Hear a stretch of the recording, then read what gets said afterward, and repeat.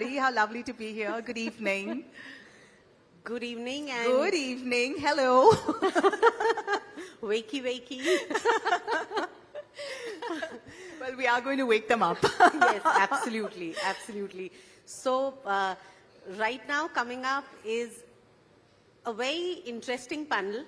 We keep talking about youth, we keep talking about where they're going wrong, you know, with so many opportunities, so many really avenues that have opened up for them, but yet mental health remains a struggle. And today we are going to talk about youth and mental health. Dr. Praveen joins us. And so, Major General Dogra, I would like to start this conversation with you. I mean, you've been in army yourself. You've completed 3 triathlons, Ironman triathlons, and the last you completed at the age of 62. And I think that deserves a round of applause in itself. That's Absolutely. amazing. Well done. And you've been in army, you've seen a childhood that, you know, was very different from how it is today. So what is it? Tell the audience how it was like, and, you know, what are the things that you'd like to tell today's generation, that, you know, what are the things you enjoyed? Probably they have more avenues, more opportunities today, but take us through your journey.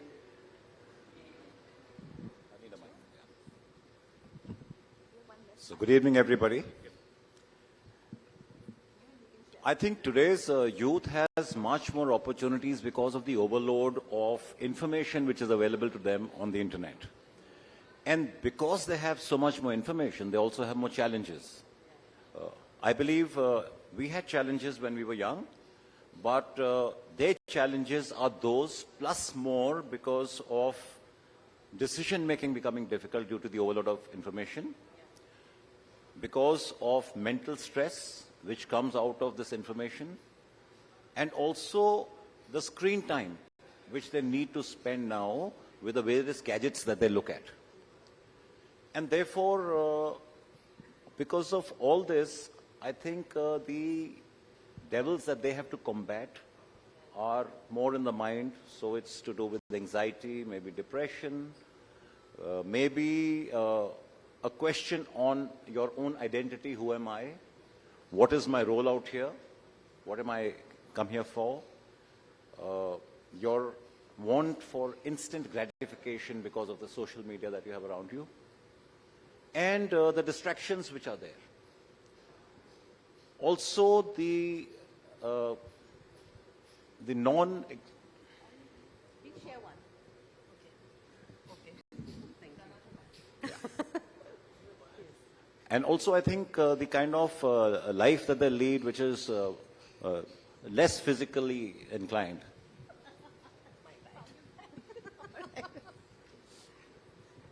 Yes. So I think these challenges all result in the kind of environment that they are going through, which is more challenging and leading to mental stress. And that is how I feel the youth of today is different, and they have to combat all this. Yeah. So, Pooja, through your podcast, and you've been very vocal about your journey, and you know, mental health, yes, it's found a bigger dialogue and bigger space in discussions today, but it is something that's always been there, and you've been very vocal about it. You know, there are a couple of things. One is mental health and one is mental illness. There are 2 separate things, Absolutely. right? Mental health is what the youth of today in general are grappling with. Mental illness is something that has been prevalent for eternity and ages. My brother, in fact, was diagnosed as schizophrenic, and my brother committed suicide. So, and this happened, I think, almost 27 years ago.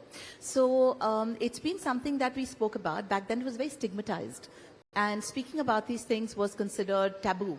And people wanted to push it under the carpet because it was like, oh, pagal hai, you know, that concept was there of hiding things. And we spoke very openly about it because these things are treatable and they should be spoken about, and people should be empowered, educated and aware. When you come to mental health issues, which the youth of today largely are facing, actually every age group, but in general, it's the youth the most that are the victims of it. There are a couple of things here. One is the fact that you're looking at a generation that cannot do without technology. It is the future, it is their present, and there's nothing you can do to change that. The question is, how do you create systems that enable you to work with it?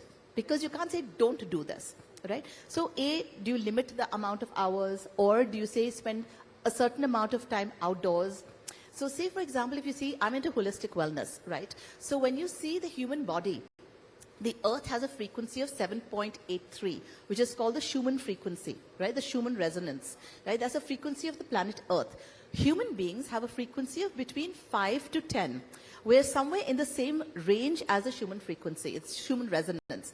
The human body is designed to be in earth frequency. So simple things like going barefoot on the grass or on soil, grounding yourself, going into the outdoors, these are very important things to get your hertz, those hertz sort of compatible with earth, because that is our greatest state of calm. It takes out the stress, it brings better sleep, and all of these things. Now, technology today is one technology. So it's not just that you're picking up a phone, looking at it and putting it down. You're wearing these smart watches on your hand. There's constant electromagnetic frequency being beamed into your body, right? You go to sleep with the charger and the phone right next to you. Constantly you have that in your circuit. So what are the small changes we can make where you're not disabling yourself by cutting off from technology, but at the end of the day, you're keeping your entire body and mind in control, where you are in control of it, right? It's an addiction. So are you using social media, or is social media controlling you? These are the important things. Like, I use social media for a lot of information, a little bit of entertainment, but largely I use social media for research. I find so many interesting things. People are putting out such interesting content. I'm learning a lot. I use it for growth, right? Some people use it for mindless scrolling. And that's taking away a large chunk of their productivity, their mental, and then there are comparisons that come in, right? You see social media, people are looking glamorous, people are looking gorgeous, you're suddenly feeling like a frumpy person, people are looking so intelligent and so talented, and you're feeling like a duffer, so, so all these things come into the picture as well. So, when you think of humanity, and you see that we're going away from being human, that's when the problems arise, right? We can use technology, but not be consumed by it, so it's harmful for our mental balance, our physical balance, our emotional balances. So basically, how to stay in balance with technology, because it's not something you can negate from your life. Right. And, something like you mentioned, that phone is also important, because when we were growing up, I remember my mom would say that, you're getting addicted to the television. But really, every generation has something new, and, they have to learn. But in our generation, we had like some 3 hours of TV because nothing else came. There was statics that would come immediately. I think Saptahiki was there, and then there was that wonderful Chitrahar that used to come. Right. Dr. Praveen, we are talking about a very important topic, and you can throw light on how the young generation, is grappling with anxiety, depression, and other mental illnesses. And, what do you think are the contributing factors? See, the world has become a very complex place now. And for the young generation, it is the interplay of so many things that is impacting their minds. Because our mind is a play of certain chemical transmitters like dopamine, serotonin, and that is what causes mental illness, right? Unlike mental illness as something mythical, now it's an interplay of transmitters. So there are 3-4 things happening simultaneously. One is what we have talked about, is how life appears on social media like a stage. And we are all behind the scenes, and we think that my life is so bad and their life is so glamorous and shiny, right? So we are always have this fear of missing out, or self-perceived pity or sympathy that I am not doing well, somebody else is doing so well. Second thing is, there is an increase in requirement for perfectionism. Society-induced perfectionism and self-induced perfectionism has grown significantly 3 times over the last 3 decades, which means we are all putting more pressure on ourselves to look perfect, to talk perfectly.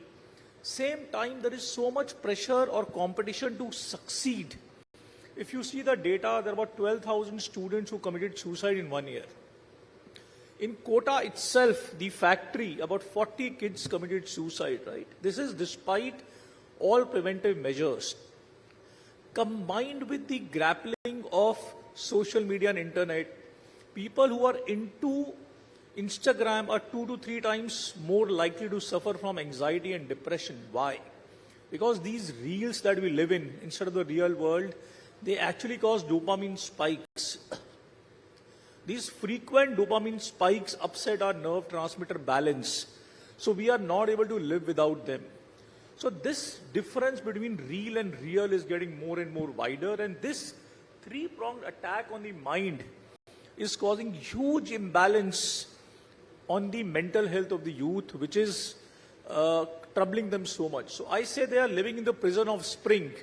We want everything to be the best or good, and the moment it is not good, we are not able to adapt, and that is where the main challenge of mental health lies.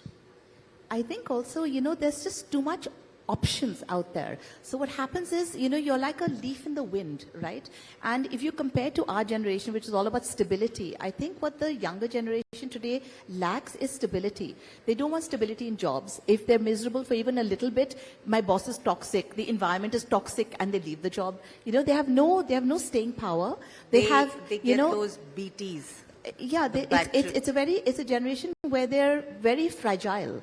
The coping skills. I mean, when we were kids, we got whacked around and, we survived. I mean, if we talked about mental wellness or balance or something wasn't right, we got 2 slaps and all our chakra auras, everything came into balance, right? It's today's generation is very like, you touch me, I'll report it. The fragility is there. They cannot, work hours have to be only so much, and then I need my work-life balance. They're not able to multitask effectively. There's no sense of stability. Even the relationships, very transient.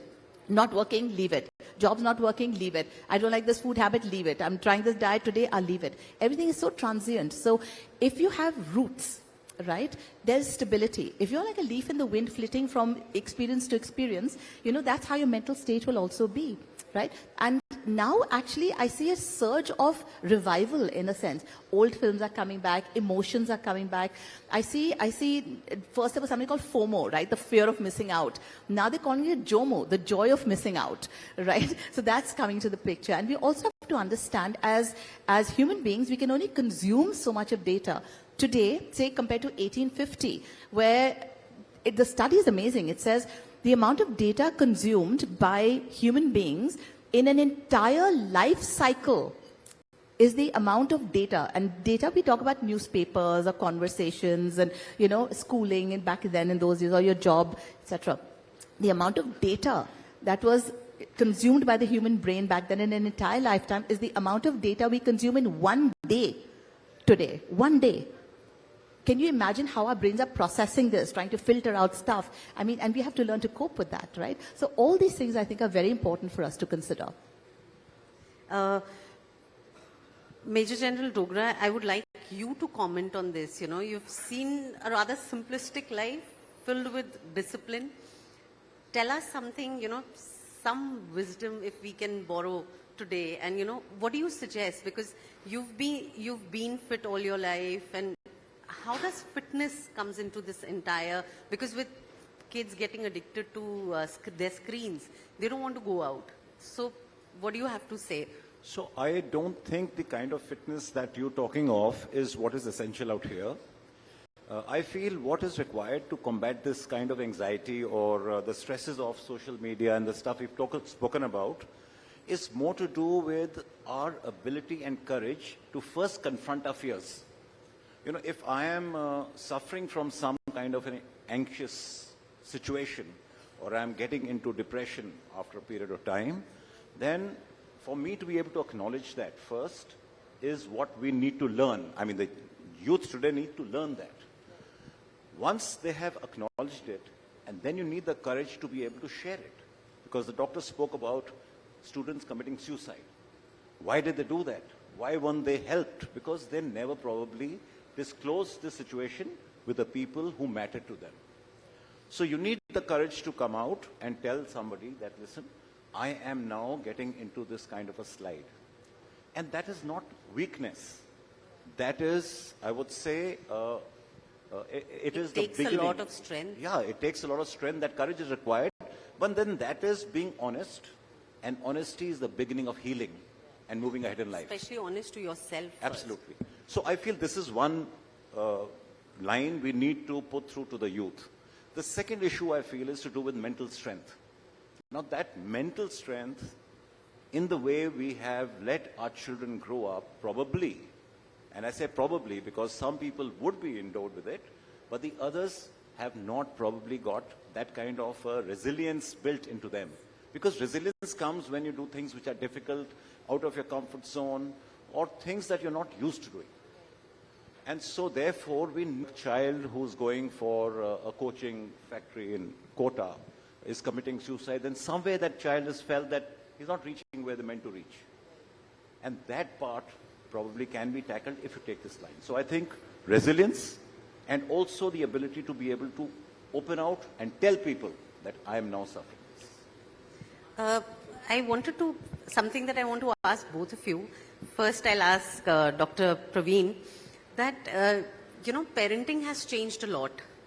Parents operate from fear these days that, what if I push my child too much and, he takes some extreme steps. I have to be a gentle parent. I have to ensure if the child does not feel too stressed. And like Pooja mentioned that, they cannot handle being disciplined. So in your practice, what are some things that you see that, disturbing trends that you've been noticing? See, the thing is that adaptability, as we have discussed, is the biggest key, and that applies to parenting also. So there is a word called mindful parenting. Mindful means that you are connected to the reality of your own household. See, God has made all households and all people unique. And as a parent, it is very important to focus on the unique attributes of your own child. Try and connect with those attributes and try to define your parenting according to your child, because you two are the system and that small universe that you have. Now, the moment you start doing it, in the moment you are present with your child, it will all come to you. You don't need to read a book on parenting to deal with your child. The moment you connect with your child, it will happen automatically. So it is important thing is to recognize the unique attributes of your children, of your own family, your unique desires and expectations, and try to instill, foster and nurture that so that you are able to give them that environment which is conducive to their personalities rather than everybody else or perceived personalities, which will make you a great parent, which will create a great bond, which will be your child's strength against mental illness, which will make him adaptable, which will make him connect, and which will allow him to succeed in his own way, not somebody else's way, in his own way, in this whole world, because there are different people, different world, and different flowers, different fruits, different vegetables. Nothing is like anything other, and we need to understand that to be able to foster that. There's this wonderful quote of Khalil Gibran, this poem of his on children, and it says, "Your children are not your children. They are life's longing for itself. You can house their bodies, but not their souls. And their future lives in the house of tomorrow, which you cannot visit, not even in the dreams. And you are the bow from which the archer shoots the arrow to go forth," right? And you're just there to be the conduit for that. Now, you're responsible for this child being on the planet, right? You owe this child a good education, love, stability, warmth, caring. But no child comes with a manual. No child comes with a how to operate manual. And each child is so different. The same household, two children born, even twins for that matter, have completely polar personalities, right? And you can't tell what influenced them, whether it was somebody at school or whether it was an incident or whether it was a movie or whether it was a moment, because the human mind is so volatile, malleable, adaptable, creative. There are all these things that go on in human beings, right? As a parent, you have to do the best that you can do, to the best of your knowledge. You are also doing it for the first time. We as parents put so much pressure on ourselves. Am I doing it right? Am I this? Am I that? They have their own journey. And you know what? The same shit happens to all of us, including our children. We will all go through the same crisis. No Nobody's journey is different. We will all have moments of pain, moments where we will fail, moments where we will succeed, moments when a loved one will die, moments when we will suffer financial hardships, moments when we'll be rejected, moments when we will not be promoted, moments of great financial distress. We all go through that heartbreak. We all go through it. How we respond is our story. So what you have to teach them is how to respond to life's challenges. As a parent, you have to enable and empower them in how to be resilient in the face of no matter what comes away. Tomorrow you may not be on the planet. You will not be there to guide them.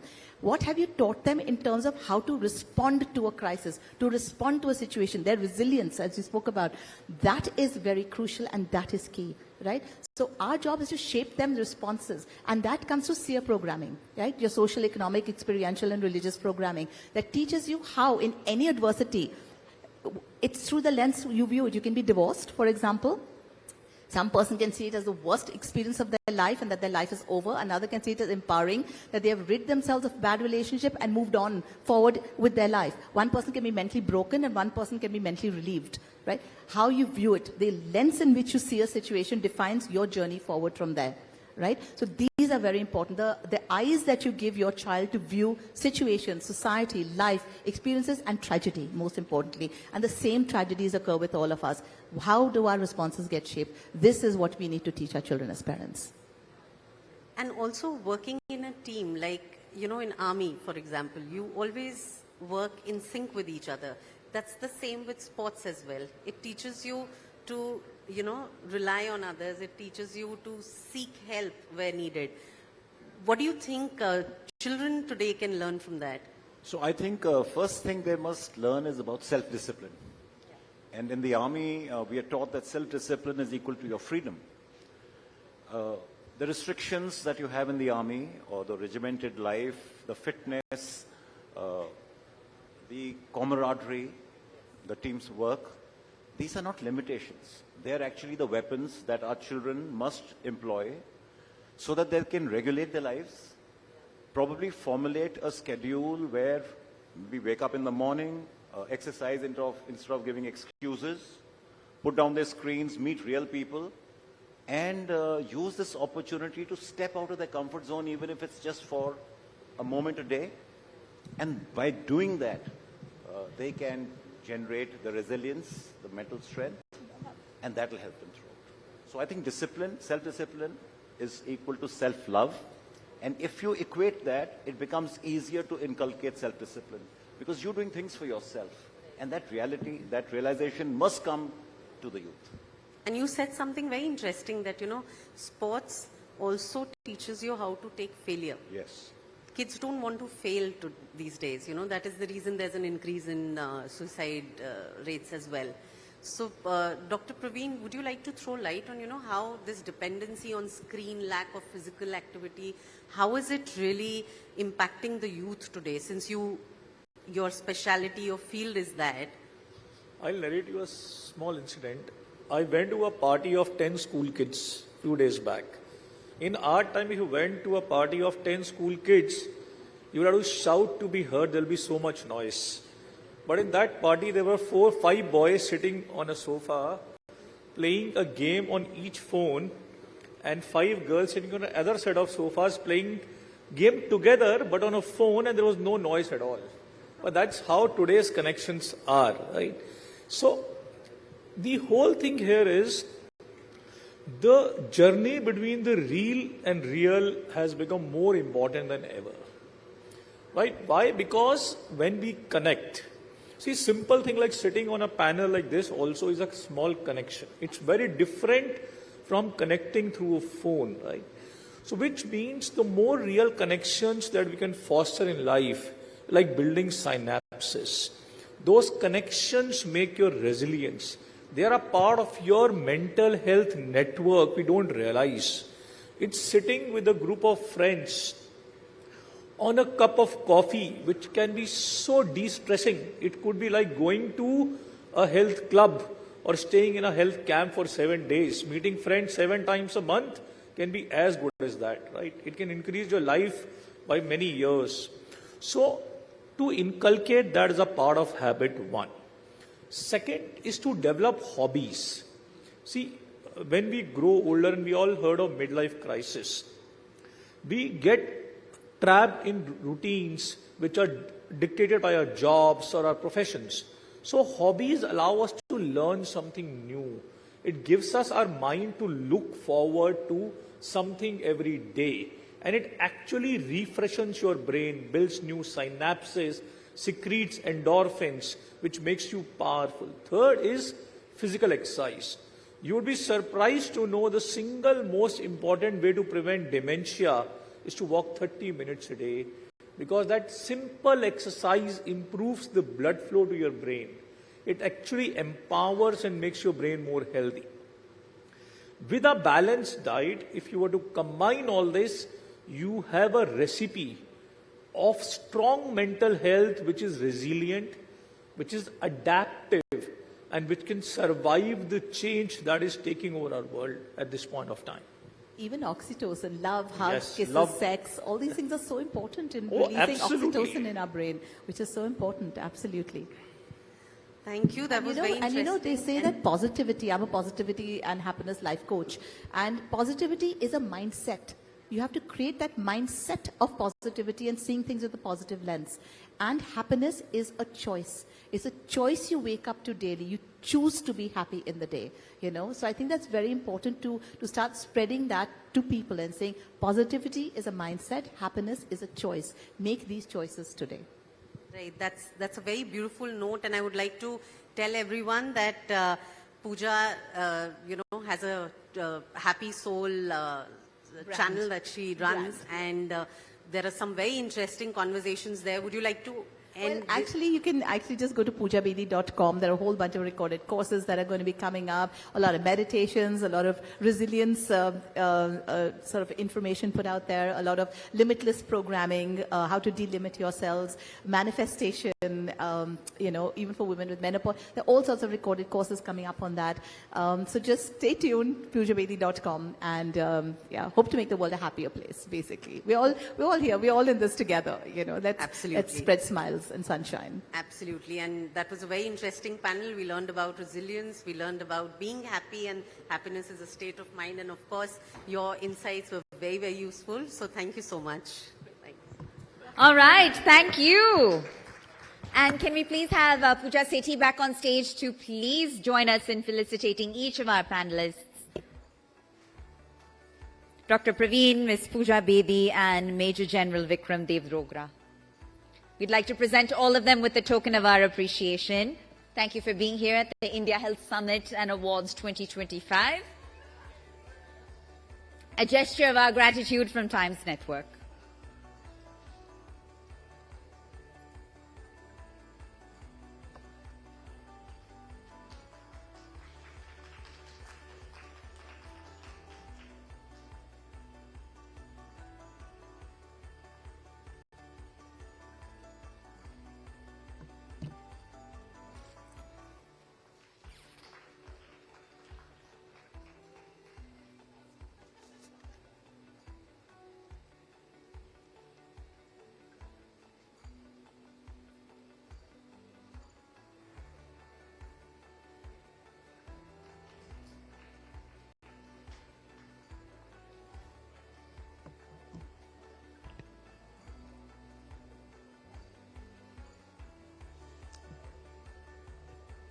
Thank you so much. Thank you so much. A quick photo op to capture the moment. Some great visionary work here in the field of mental